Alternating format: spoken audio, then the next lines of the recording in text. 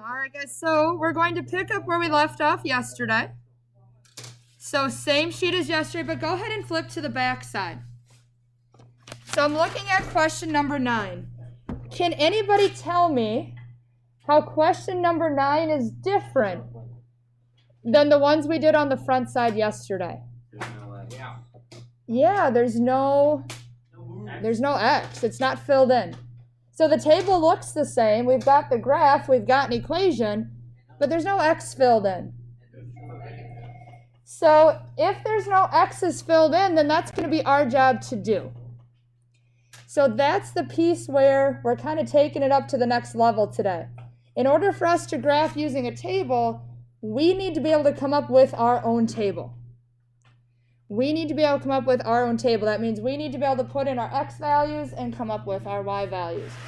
So if there's no fractions involved, guys, one of the easiest things you can do to get a nice looking graph is to put 0 as your middle X value. Again, this is if there's no fractions. If there's fractions, we'll talk about that in just a minute. If there's no fractions, put 0 as your middle X value. We're going to use -1 and -2.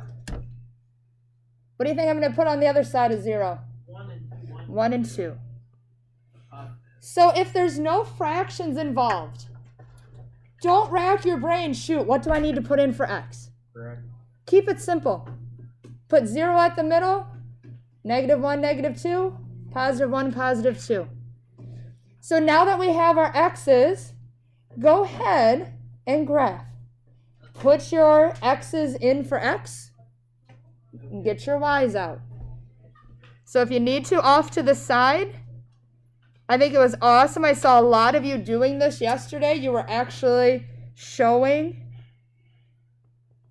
the substitution piece off to the side. You were showing yourself putting that value in for X. So sometimes that really, really helps. Otherwise, if we just try to throw stuff in our calculator, we might get the wrong thing put in there. So go ahead and put your X's in. Get your values out for Y. And then it's your choice. Some of you yesterday were graphing each ordered pair as you went. Others of you, you filled out your whole table and then you graphed. It doesn't matter, either strategy. So based on our work from yesterday, you right now, you shouldn't need to keep looking up at my screen. This is something you can do. This is something you can do based on our work yesterday.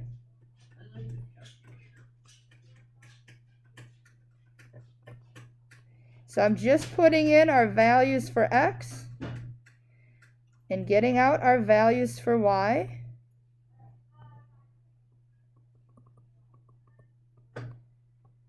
And then go ahead and graph your ordered pairs.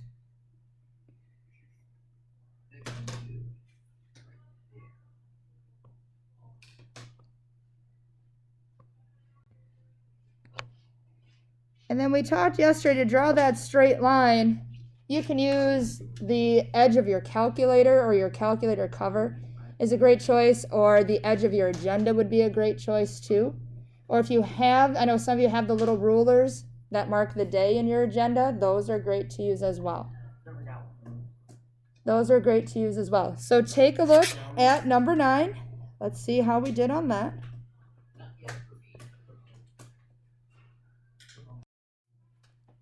All right, now I had a couple people ask me, some of you already moved on to number 10. Hey, that's fine, rock on.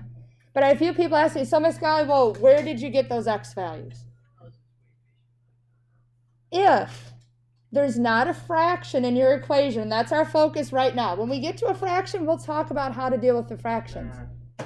But if there's not a fraction in your equation, keep the X's basic.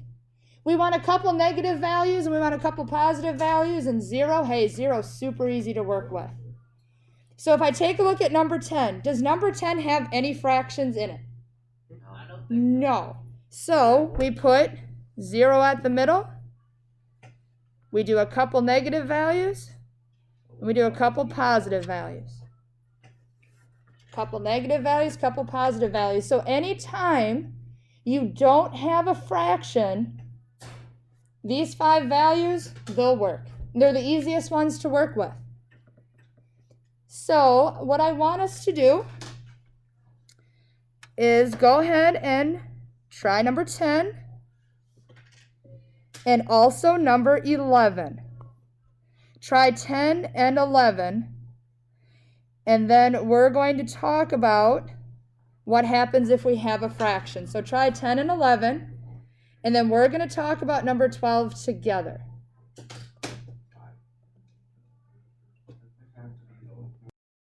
And just a little extra adding, guys, on number 10. Be careful.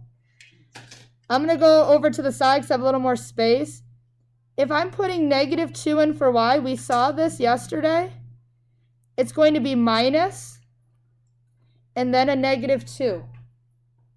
The subtraction is part of the equation, and then the -2 is part of the x value we're putting in.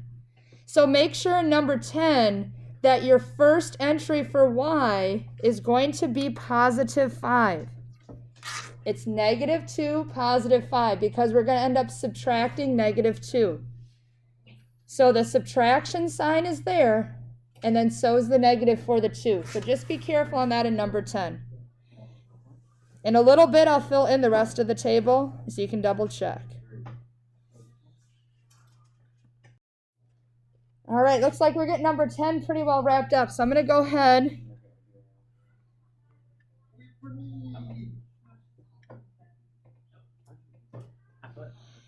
On number 10, guys, be careful. I had several people that had the 0 one incorrect, and a lot of people wanting to put 0. Remember, it's 3 minus 0, not 3 times 0. 3 minus 0 is going to be a 3. So be careful. I had at least 3 people that asked me about the 0 one. The great part was, though, they knew they were wrong because it wasn't making a line. They knew they needed to ask because if they made that 0, 0, it wasn't lining up with the other points. So if you have a point that's not making a straight line, you know something's wrong with it. And that's awesome to see. That's awesome to see.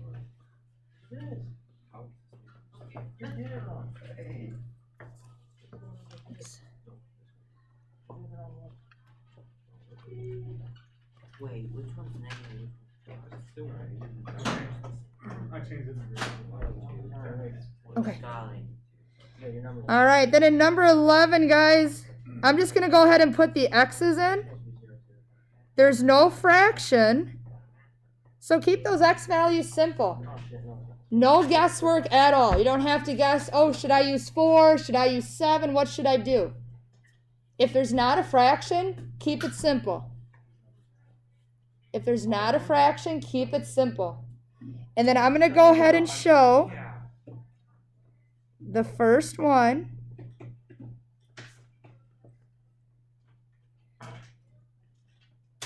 Now, yesterday we had talked about maybe not all the points in our table are going to fit. In number 11, the first ordered pair I come up with is -2, -13. My graph only goes to -8. That's okay.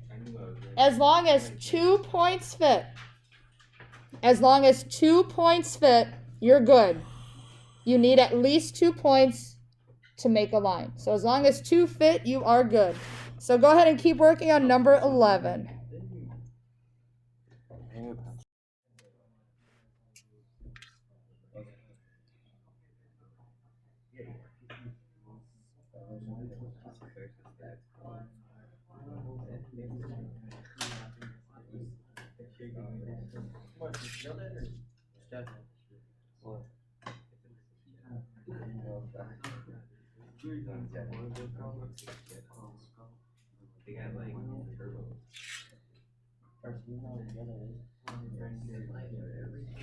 So in number 11, the first 2 points from our table, they don't fit, and that's okay. The one thing I want to make sure I stress on this, you need at least 2 points. Only 3 out of our 5 fit on the graph, guys, and that's okay. We're making the table to try to find at least 2 points so we can graph our line. When you're making that table, sometimes it's kind of a trial and error to what's going to fit, what's not. That's okay that they don't all fit. Don't make them fit. Please, please don't try to make your graph longer.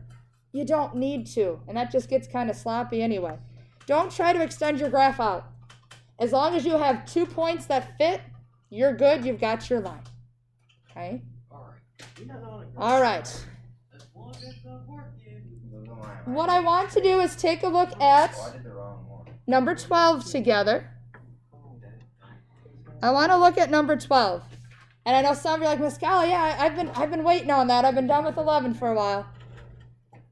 12 has a fraction.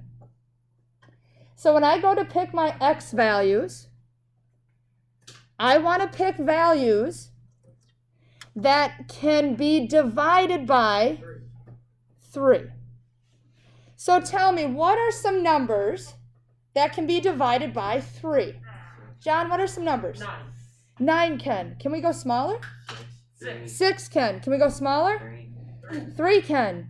Can we go smaller? 0. Yes. 0. 0 at the middle. Still 0 at the middle, guys. 0 can be divided by anything we want. 0 is at the middle of our graph. Chances are if we put 0 into our equation, we're going to get a point that works for us. Unless we have some really crazy huge numbers. And then you guys were talking to me about things like 3 and 6, correct? Yeah. Well, then let's do -3 and -6. So notice the pattern, guys. We're going to put 0 at the middle because 0 is the easiest number to work with ever. Multiply, divide, whatever the case may be. Well, we can't divide by 0, but 0 divided by a number is super easy. And now you might be thinking, Miss God, but why didn't we use 9? Why didn't we use 12? Is 9 going to fit on our graph? No. Is 12 going to fit on our graph? No. So we have to think about numbers that can be divided by 3. But we also want to make sure we're keeping them as small as we can so they actually fit on our graph. So now go ahead and substitute in. The new part for today is done. The new part today is finding the x's. Now let's go ahead and substitute in. And let's graph. All right, we've got y equals 1 minus -6 divided by 3. Now you can, in your calculators, you can use the ABC key for that fraction piece, for that -6 divided by 3. That's a fraction. I don't have an ABC. You can use your ABC key for that, or you can use your division key. Either way you do it is totally fine.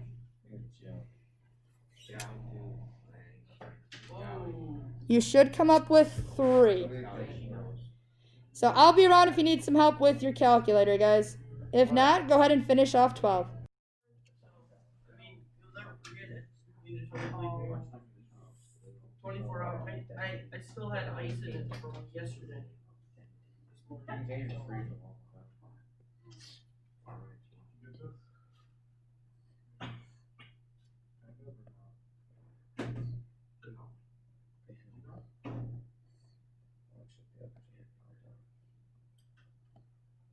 there. Is that all we do? Is number 12? It's gone. Then to earn our break today, we have to do number 15. To earn our break today, we have to do number 15. Just number 15. Just confusing. Just number 15. There's a fraction in there. There is a fraction in 15, but just worry about the bottom number. What are some numbers that can be divided by whatever's in the bottom? All right, so let's go ahead and I'm going to put the information up for 15 so you can check. When we find our x values, we'd like to put 0 at the middle and then choose numbers, since we have a fraction, choose numbers that can be divided by 2. And you want to go as small as you can. So 2 can be divided by 2, so can 4. Remember, we want to make sure that we have a nice variety on our graph to help ensure that we're going to get at least 2 points that will fit on our graph. When you do this on your calculator, if you have a fraction key, and on the ones we have in class, it's that ABC key, you can do that for the 5 divided by 2. Use your parentheses, -4 in for x, and then -8.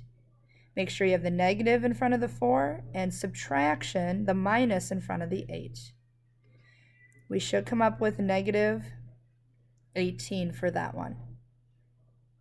Now, -4, -18 doesn't fit on our graph, and we talked earlier that that's okay. If it doesn't fit, it doesn't fit. We just don't graph that point. As long as 2 of our points fit, we're doing okay. So we have 5 divided by 2 times -2 minus 8. We end up with -13. -13 is not going to fit on our graph either, so we need to keep going. If we put 0 in for x, we're going to get a 0, and we're going to end up with a -8. 0, -8 will fit nicely on our graph. When we put a 2 in for our x, we should get an output of -3. 2, -3. And then we put a 4 in, we should get an output of 2. 1, 2, 3, 4, and then 2. Draw our line, and we're good. So now there is a practice sheet.